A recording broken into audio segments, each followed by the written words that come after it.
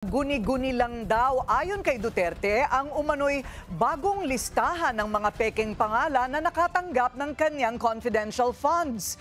Ang House Prosecution Team naman, 80% ready na daw sa impeachment trial ng pangalawang Pangulo. Narito ang agenda report ni Zandro Ochona. Binaliwala ni Vice President Sara Duterte ang panibagong listahan ng mga umano'y pekeng tumanggap ng confidential funds ng kanyang opisina. Mula sa The Hague, iginiit ni Duterte na hindi nito mapapalakas ang impeachment case laban sa kanya. Biyaan na natin sila sa kanilang guni-guni. It doesn't have to be yung paniniwala nila ay paniniwala din ng buong bayan. Paniniwala lang nila yun. Ang House Prosecution Team naman patuloy lang sa paghahanda. Sa ngayon, nakatutok ang mga miyembro sa bawat articles of impeachment.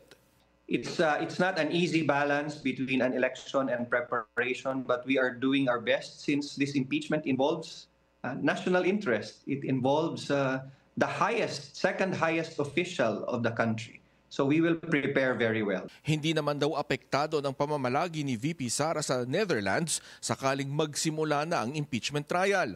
Pero aminado siyang makatutulong kung personal na sasagutin ng bise ang mga ipinaparatang sa kanya.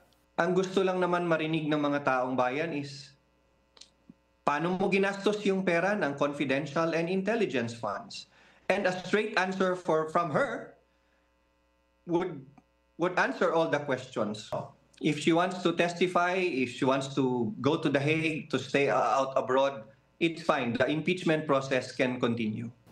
Bukod sa House Prosecution Panel, magiging katuwang nila ang private lawyers na tutulong sa paglilitis. Sa ngayon, hindi pa inaanunsyo ng lead prosecutor kung sino-sino ang mga ito. Para sa agenda, Zandro Ochona, Billionaire News Channel.